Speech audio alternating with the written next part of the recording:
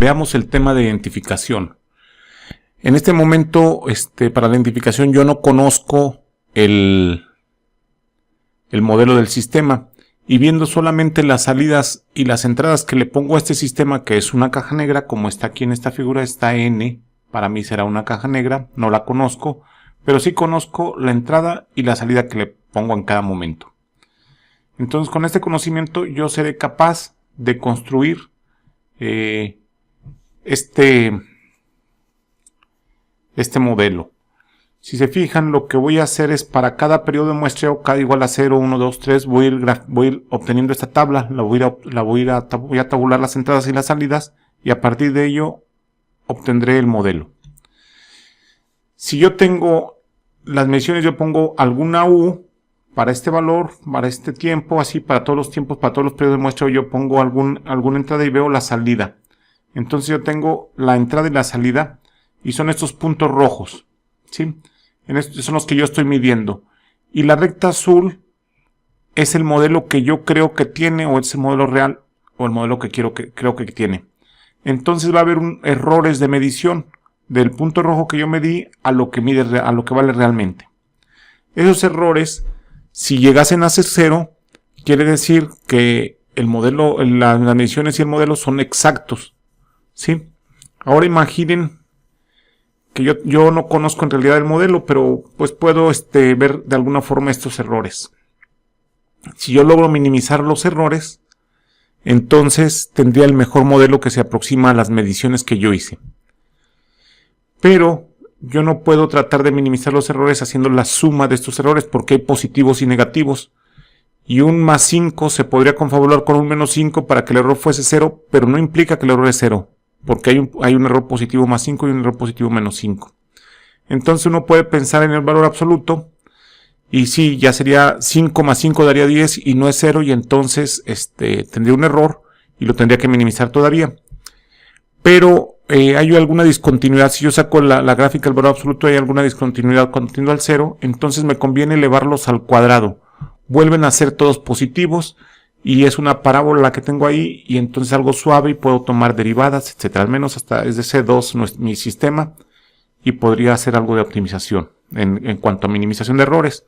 Entonces, yo voy a proponer que mi modelo, el cual no conozco, sea un polinomio. En este caso lo supuse de segundo orden, pero ustedes lo pueden poner del orden que quieran. Hay una técnica que dice ponlo de primero y ve los errores. Si los errores van a ser muy altos, son muy altos los que midas, tu modelo con lo que mediste es muy grande, ponlo de segundo, y así sucesivamente hasta que los errores sean pequeños, ¿verdad? Entonces, yo pongo el modelo, y el modelo va a tener algunas variables que se llaman las size, A1, 0, A1 y A2, ¿sí? Que las tendré que encontrar, son las que desconozco. Y mi modelo lo voy a poder escribir como una X. Aquí en la transparencia delante les diré que es la X. X por A, donde A es el vector de A0, A1, A2. Sería A0, A1 y A2. ¿Sí? Entonces, el error, para elevarlo al cuadrado, será E transpuesta por E. ¿Sí? Y el error, que también está aquí puesto, ¿sí? Así como está en esta ecuación, será el error transpuesto por E, es elevarlo al cuadrado. Vamos a verlo más detenidamente. Aquí tengo el modelo, como les dije antes, y entonces el modelo lo puedo escribir como una matriz X por A, donde la matriz X, si se fijan, es 1, U1, 1, 1 y U1 al cuadrado.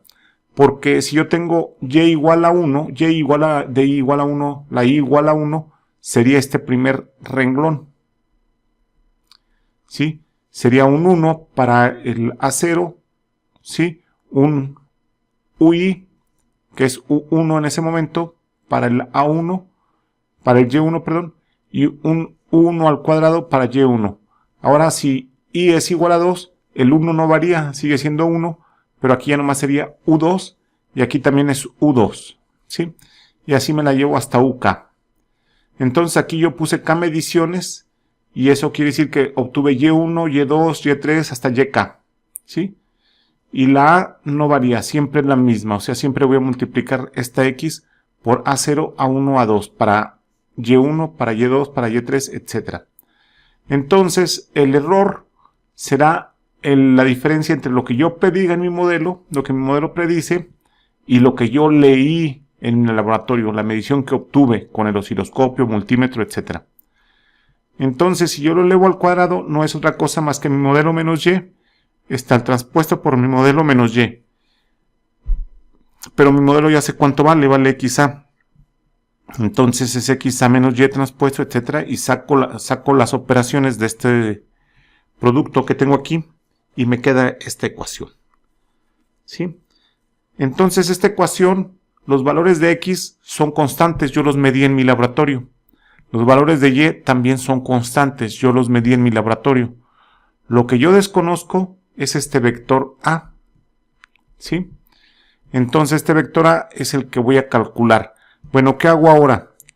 Pues si ya tengo mi error, lo que voy a hacer es derivar ese error cuadrático en las direcciones de A para tratar de obtener el mejor valor de A con máximos y mínimos, el mejor valor de A que haga que el error sea prácticamente cero. Entonces, de acuerdo a la teoría de máximos y mínimos, derivo este error en la dirección de A, ¿sí? Sería la derivada con respecto a A, pues es X transpuesta por X por A, pero hay dos A's. Cuando derivo con respecto a la otra A, van a ver que me queda otra vez X transpuesta por X por A, y entonces por eso me sale dos veces esto. La derivada con respecto a Y, pues aquí no depende de 0, y se fijan, esto es X transpuesta por Y, y cuando derive esta otra, vuelve a salir X transpuesta por Y, al transponer todo esto. Me queda menos dos veces X transpuesta por Y. De ahí despejo cuánto vale A, para que tenga un máximo o un mínimo. En este caso es un mínimo porque como es cuadrático, siempre es una parábola, siempre lo que voy a encontrar es un mínimo. Entonces, hago esto, despejo A. Recuerden que estoy hablando de matrices, entonces tengo aquí una inversa de una matriz, no puedo pasarla dividiendo. Y esta forma de calcular A es lo mejor que yo puedo el mejor valor que yo puedo poner A para tratar de minimizar este error que tengo aquí. ¿Sí? Y este es el estimador de mínimos cuadrados, así se llama este procedimiento que seguimos porque el error está elevado al cuadrado y lo minimicé. ¿Sí? Ahora, si yo quiero utilizarlo para identificar funciones de transferencia, pues lo único que tengo que hacer es mi función de transferencia la voy a escribir como una secuencia en el tiempo. ¿Sí? ¿Cómo? Pues sacando la ecuación en diferencias y despejando y de k. Entonces se fijan, lo que yo tengo son las u's, ¿sí? Ya sean actuales o pasadas, pero eso ya las medí. Y lo que te voy a calcular son los coeficientes B1, A1, etc. Es decir, los coeficientes que tiene mi función de transferencia. Entonces, escribo este polinomio y en este caso la x tendría esta forma, ¿verdad? Porque para cuando k vale 0, igual a 0, sería u de 0, u de menos 1, esto. Y cuando vale k igual a 1 sería u de 1, etcétera, ¿no? Y como saben, los negativos valen 0 porque es causal esto. Empezamos en el tiempo 0 a hacer la observación. Entonces todos los negativos valen 0 y los demás no valdrán 0. Y el vector que voy a calcular, que es la A, tendrá este valor. Aquí es una transpuesta. Tendrá este valor y yo voy a calcular los valores de mi función de transferencia. Así es como yo puedo, con esta fórmula de mínimos cuadrados que está aquí, puedo calcular la función de transferencia. Bueno, ya una vez calculadas las funciones de transferencia, les advierto que en este mismo hay videos de los ejemplos. O sea, aquí nada más estoy viendo parte teórica, pero hay ejemplos ahí mismo en estas grabaciones. Vamos a continuar con la parte teórica. Va a ser la respuesta temporal. Yo voy a ver cómo se comporta la salida de mi sistema hacia una determinada entrada. ¿Sí?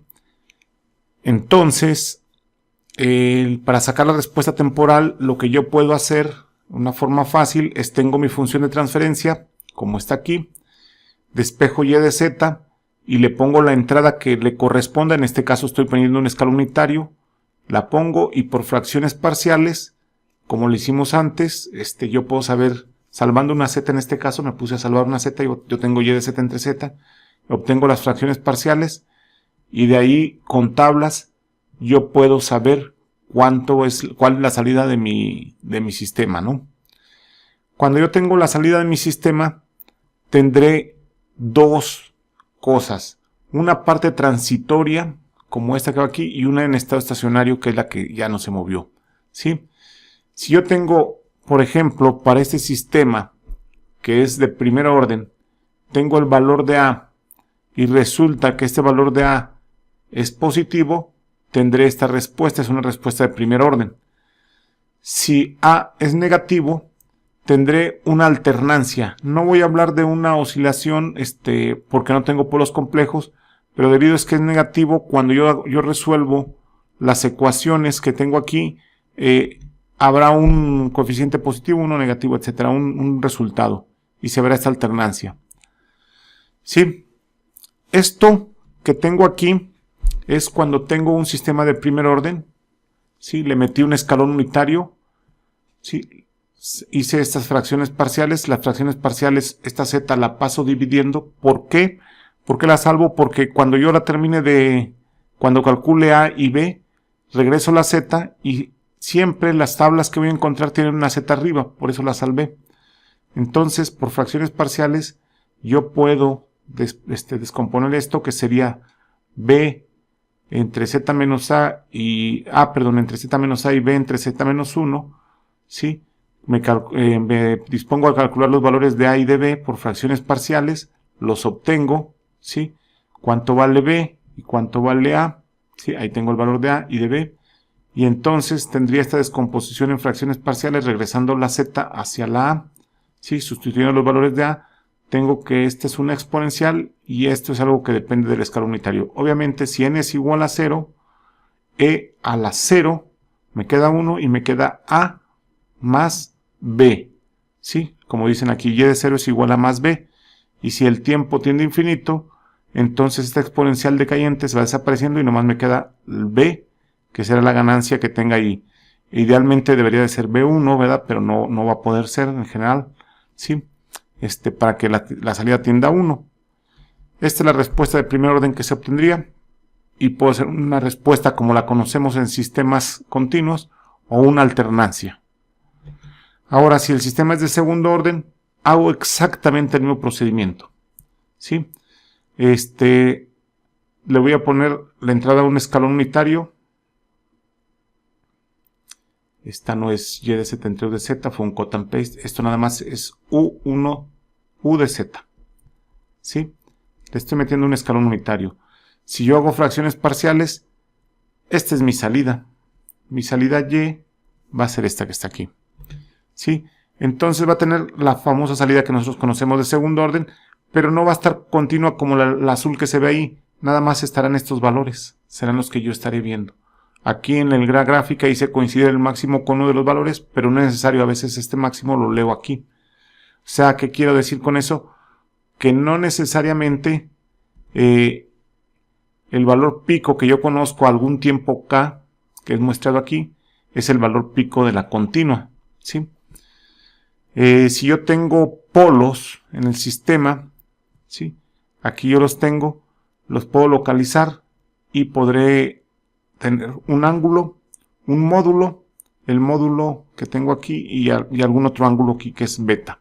Va a aparecer más grande en alguna de las transparencias que sigue. Bueno, de acuerdo a la figura, voy a adelantarme un poco. Aquí estarán un poco más grandes las ubicaciones de polos, ¿sí? Si no, la voy a poner aquí. El ángulo que esto que estoy consiguiendo aquí, ¿sí? Es el polo 1, ¿sí? Si yo lo pongo aquí, este vector con respecto al círculo unitario, aquí pegaría con el círculo unitario en esta parte, que es lo que dice que es un 1, ¿sí? Aquí yo tendría un ángulo, que es el beta, tengo un ángulo, que es el alfa, ¿sí? Y aquí tengo el módulo de mi polo, que es E a la menos sigma T, ¿verdad? Del periodo de muestreo, ¿sí? E a la menos sigma, lo vamos a calcular nada más con la parte de E a la menos sigma. No voy a poner el periodo de muestreo. Y Este otro módulo es el módulo de P menos 1, ¿verdad? Y ahí están. Es lo que significa aquí. El polo es E a la menos sigma por E a la más menos por la conjugado que está ahí. J, alfa. Alfa tiene que ser el ángulo de este número complejo. ¿Sí? Y hay alguna relación aquí, pues nomás por trigonometría, de cómo calcular P1 menos 1. Bueno, de acuerdo a esa figura que acabamos de ver, se tienen las siguientes fórmulas. El tiempo de subida, cuando la señal llega por primera vez a su valor final, es KR es igual a beta sobre alfa. ¿Sí? Aquí este tiempo, KR, para mí, serán número de periodos de muestreo. Lo que dice aquí abajo, son números de periodos de muestreo. Si me dice 5, serán 5T, etc. ¿Sí? Tiempo de pico. ¿Sí? Cuando la señal alcanza su máximo valor y lo calculo de esta forma. Es el número de periodo de muestreo en el cual se alcanza el pico. El máximo sobrepulso es el valor sobre estado estacionario. Este es el mismo que teníamos en continuo. ¿Sí? El tiempo de establecimiento, cuando empieza a variar el 5% de su valor final, es pi entre sigma. Y como les digo, todos estos números, KR, KP y KS, son números enteros en función del periodo de muestreo. ¿Sí? Son los periodos de muestreo, es el tiempo en periodos de muestreo que tengo. En continuo yo tendría esta oscilación y tendría estas fórmulas, ¿no? El tiempo de crecimiento, el tiempo de pico, el máximo sobre pico, serían algunos valores que yo tengo y los puedo utilizar de continuo también, pero también, como vimos, los tengo en discretos. En discreto los polos se ubican en el plano Z, se representan de acuerdo a la siguiente figura. Aquí está la figura un tanto más ampliada, se fijan, aquí tengo el polo 1, el P1 menos 1 vuelve a ser contra el valor que teníamos de 1, el ángulo, bueno, antes le llamaba teta, ahora alfa ahora se llama teta, ¿sí? El módulo del polo es E a la menos sigma, el ángulo directamente es teta, ¿verdad? Y de ahí yo puedo saber cuánto vale el módulo de P1, bueno, y el polo 1 no es más que su módulo por su ángulo, ¿sí? Es la relación que se tienen aquí. ¿Está bien? Dice que en este caso sigma y j no son las del continuo. Bueno, si yo resuelvo para la respuesta discreta que yo tengo de este sistema, ¿sí? Es para ya la K tiene esa salida. Y son estos puntos de ¿cómo se llama? De muestreo. Entonces,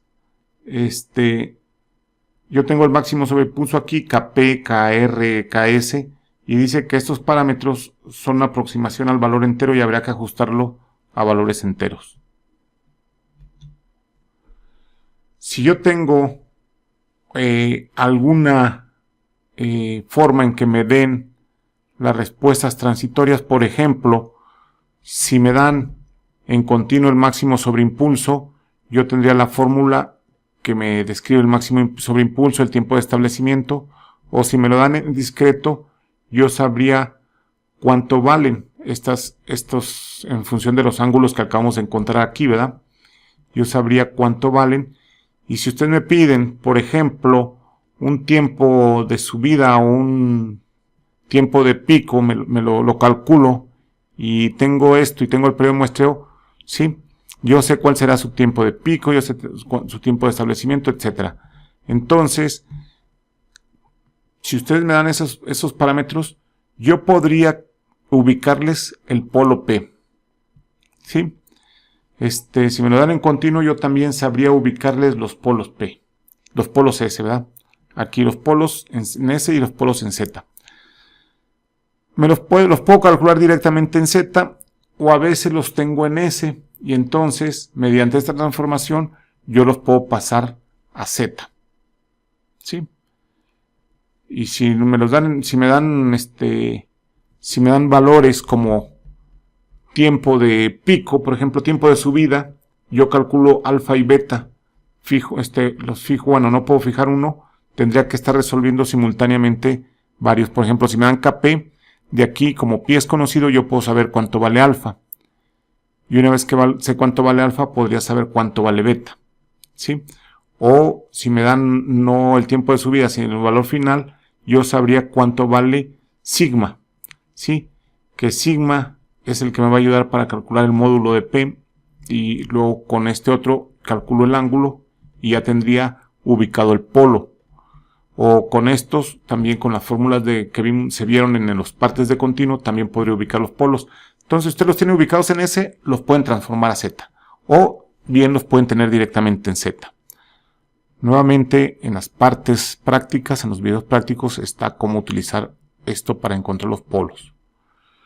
Bueno, el mapeo, ya se había dicho en un video pasado, que yo hacía la banda primaria, pero bien, si yo repito varias veces la banda primaria, lo que está pasando es que mi transformada de Fourier o mi transformada de Laplace es como se llama periódica, y en realidad siempre estaría haciéndole vueltas al mismo círculo unitario. Si ustedes muestrean a una frecuencia de muestreo igual a la frecuencia natural, lo que va a pasar es que desaparecen las partes complejas del polo y quedan puras reales. Claro, no estarían muestreando de acuerdo a la teorema de Shannon, pero pudiese pasar eso. No es práctico, sería un error no hacerlo así, ¿verdad? Bueno, para sacar la respuesta temporal que ya vimos, ¿sí? Bueno, yo la podría también aplicar en función en las ecuaciones de diferencia que ya sabemos y resolverla. Sí, entonces vamos a resumir un poco. La respuesta temporal la vamos a dividir en dos partes, la transitoria, que es la que hemos visto, ¿sí? Y nos van a dar parámetros, ya sea el tiempo de retardo, el tiempo de subida, el tiempo pico, el máximo sobre impulso, el tiempo de establecimiento. Estos valores me los pueden dar, ya sea, me los van a dar en tiempo. Y yo los voy a obtener ya sea en polos en Laplace o en polos en Z. Si utilizo los polos en Z, utilizaré las ecuaciones que están aquí y con ellos obtengo alfa y beta y el módulo y sigma o el módulo, y con eso ya fijo el polo. O bien me los dan aquí, también son los mismos máximos sobre impulsos, y utilizando estas fórmulas obtengo los polos en S. Si yo obtengo los polos en S, los puedo pasar con esta fórmula Z, y si los tengo directamente en Z ya los tengo, no hay que hacer mayor cosa, ¿sí? Bueno, eso es la respuesta transitoria, que es la respuesta que va a desaparecer conforme pase el tiempo y después se queda una respuesta temporal, una respuesta estacionaria. Vamos a ver cómo esa respuesta permanente, y lo vamos a ver a través del error de lo que tiene esta señal permanente con respecto a lo que tiene la entrada. Para hacer esto, yo tengo el sistema normal, que es un sistema retroalimentado. Aquí le puse ganancia unitaria, pero bien le pueden poner una ganancia H y no pasa nada. Y tendría que encontrar este valor de E de Z. Si yo calculo ese E de Z es la referencia menos la salida. En este caso es la salida porque H lo puse unitario, ¿sí? Si no, sería H veces la Y de Z. Y si pongo esto, pues de aquí yo calculo Y de Z, que es por E, ¿verdad? Ahí está, por E. Que es controlador por la planta, ¿sí? Por la E que está aquí. Ahí está. El controlador por la planta por la E que está ahí. De ahí esta E la paso al primer miembro de la ecuación, ¿cómo se llama? Sumando, y luego la regreso, factorizo y la regreso multiplicando. Entonces, para saber el error estacionario, lo único que tengo que hacer es tomar el teorema del valor final, el límite, cuando z tiende a 1 de esto por mi error, ¿sí? Y ya. Entonces, lo que voy a hacer es estudiar este error cuando este sistema, o completamente estas dos cosas, son de tipo 0, 1 y 2, y la R de Z es un escalón unitario, una rampa o una parábola unitaria. Vamos a ver. Primero, ¿Qué es el tipo de sistema? Es el número de integradores que tiene mi sistema. Yo tengo una función de transferencia que es y de z, no sé, y de z entre u de z, ¿verdad? Es una función de transferencia. Esta función de transferencia es un numerador en z entre un denominador en z. Lo que yo debo hacer para sacar el tipo de sistema es hacer todas las cancelaciones que pueda hacer entre el numerador z y el denominador z y ver cuántos elementos de z a la menos 1 aquí a la k me quedaron aquí en el denominador, y esta k será el tipo del sistema.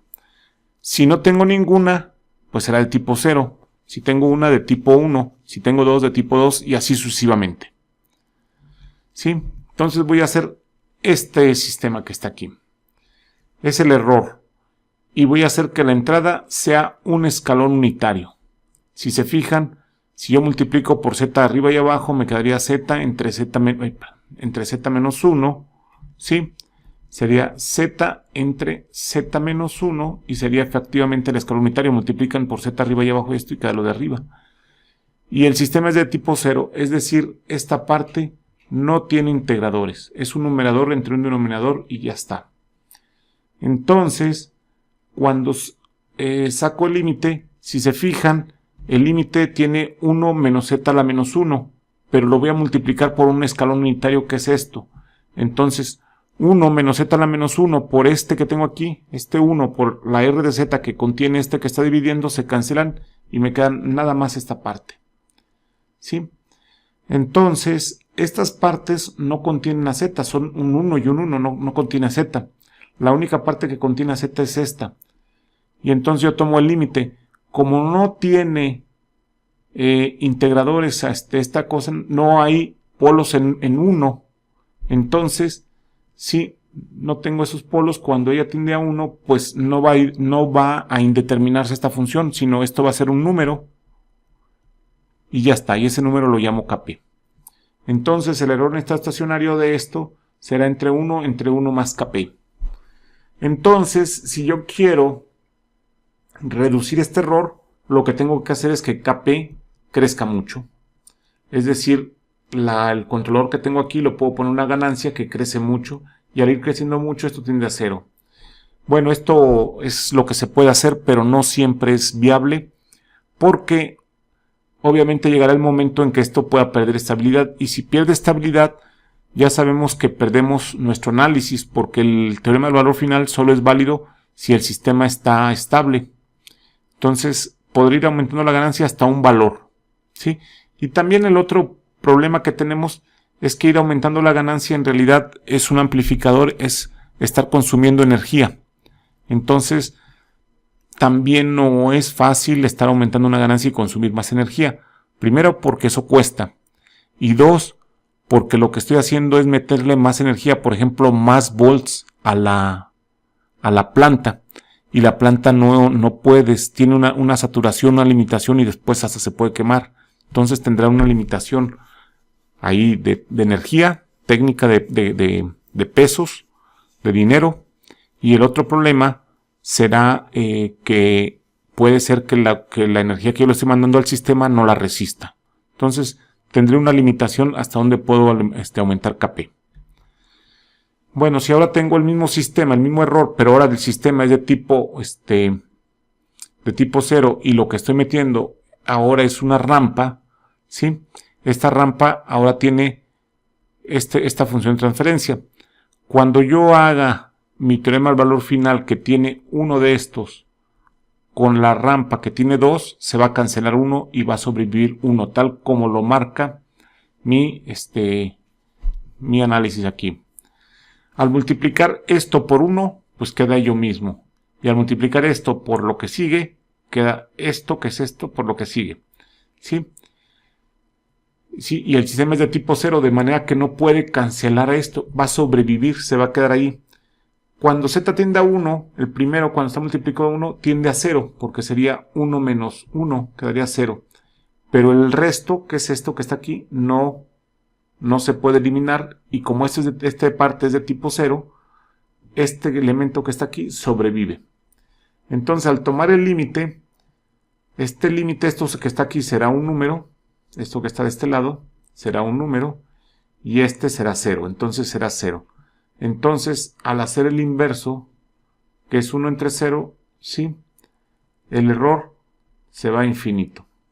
Es decir, que si yo tengo una rampa, el sistema no podrá seguirlo, irá siendo algo así como esto, ¿no? Irá así y cada vez tendré más y más y más error, ¿sí?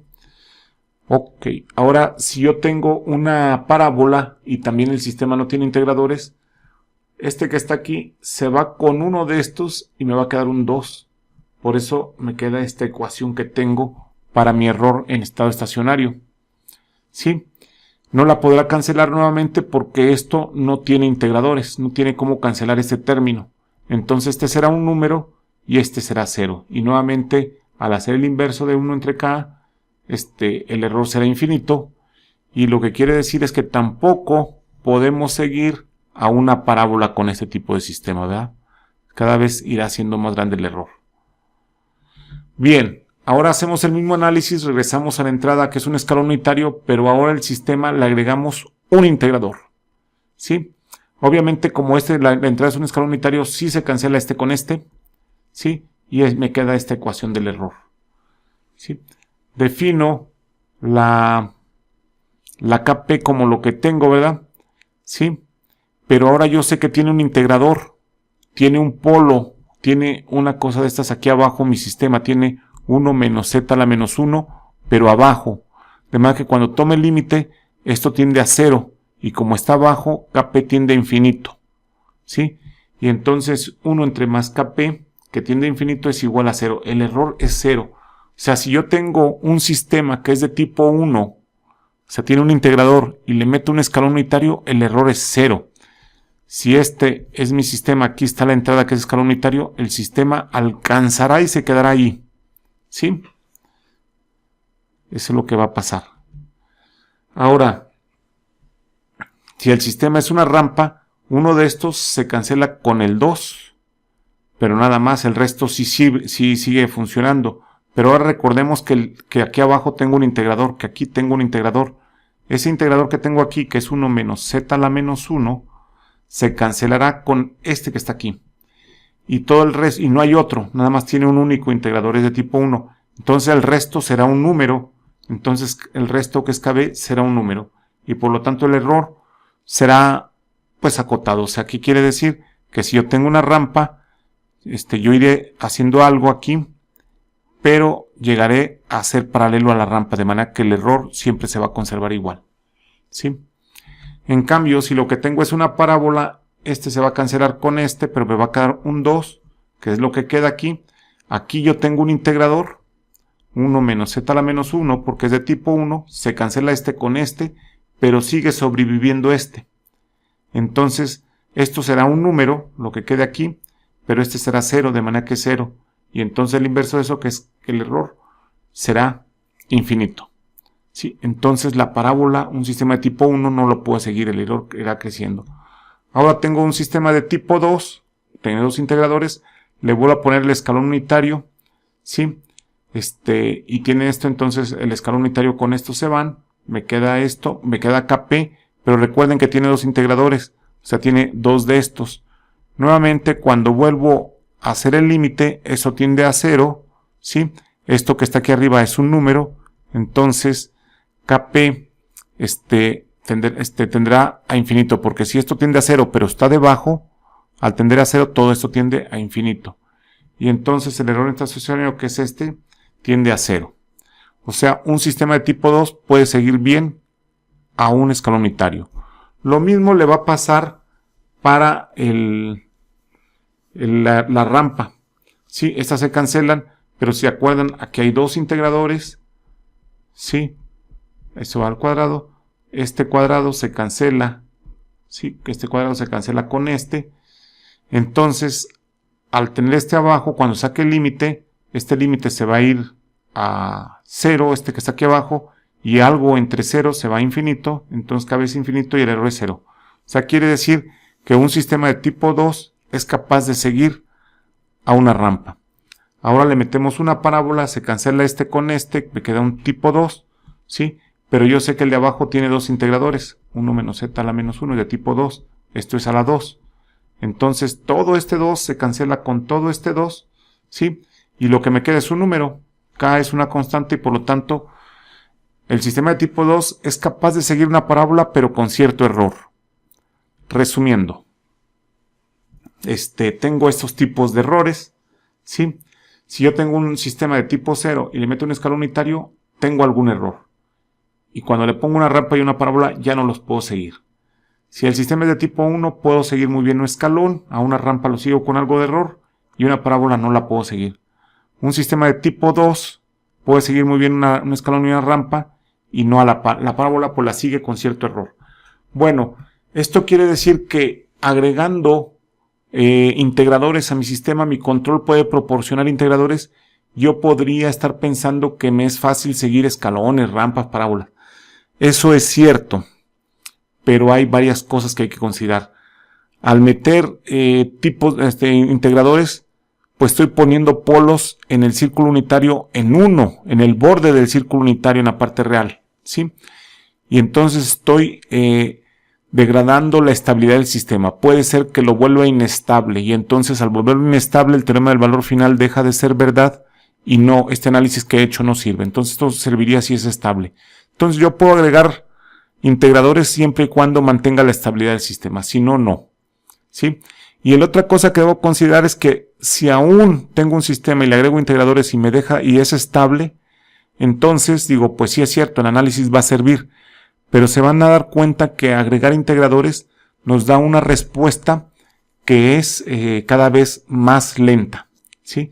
Entonces, por un lado, el error en estado estacionario se hace 0, será verdad, pero tardará mucho en hacerse 0. Ese es un detalle que puedo conseguir con estos errores en estado estable.